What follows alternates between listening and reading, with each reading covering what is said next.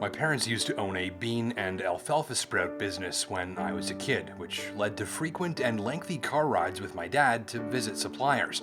And on those drives, we'd always be talking cars, and often about the Nissan 300ZX. I was obsessed with this machine. I'd memorize the specs and figures from car magazines and store them away in my memory banks for further discussion with my father. The 300ZX had a major role in shaping my growing gearhead brain, and Dad and I spent many a drive bonding over discussion of it. Dad said that my reaction to seeing one of these in real life made him wonder often if my eyeballs would split open and explode. All said, this was one of my #1 Japanese sports cars of the day, thanks in no small part to the tech, futuristic features, and styling that always sort of sucked me in. So fast forward to a cool mid-October day a few weeks back. I'm standing in a parking lot at Nissan headquarters looking at this 1996 300ZX twin-turbo that was never sold and had been driven very rarely, having just spent several decades sitting in a large bay as a way to preserve a piece of Nissan's performance history. But today the car was plated, insured, freshly serviced, and ready to drive. A small handful of automotive writers got a chance to spend some time with it, and it was now my turn. A nervous pang appeared as I slid into the driver's seat, seeing simply 6,140 on the odometer. This 22-year-old twin-turbo flagship by modern car standards wouldn't have even seen its first oil change.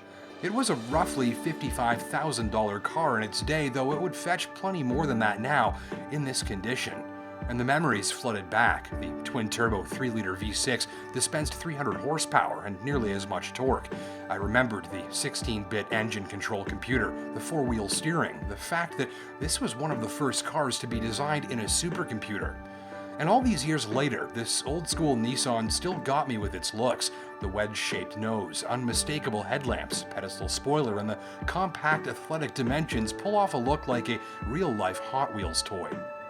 It even had the telltale twin-turbo decal on the rear hatch just above the gloss black-trimmed tail lamp array. I was 14 again.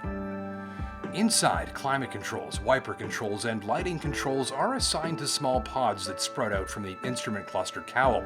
This leaves a barren center stack, albeit for the Bose cassette player and a little storage cubby.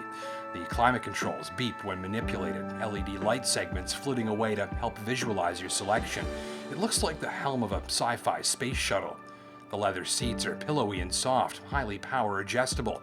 The 260 km/h Speedo has a boost gauge beneath, helping drivers to keep an eye on the state of the turbochargers. There are T-top roof panels overhead and a small toggle switch that allows selecting of either sport or tour mode from the adjustable suspension. That was an incredibly futuristic feature in its day. The difference between each suspension mode is stark, and the modes switch almost instantly.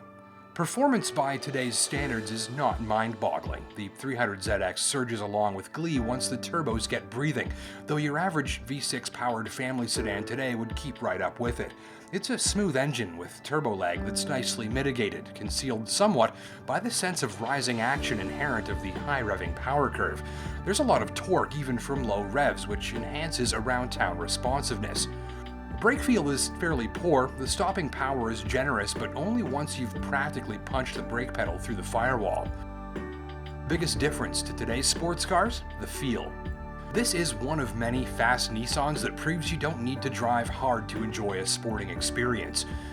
Now, whether intentional or simply a function of the technology available in the day, so many sensations that drivers are now isolated from were on full display.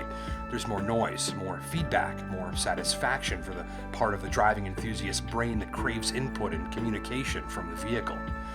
The 300ZX is always talking to you, and that's without needing to drive the pants off of it. It's a machine as enjoyable on a highway cruise as it is being driven spiritedly, and that was the core of Nissan's sports car experience at the time, and largely the way it remains today.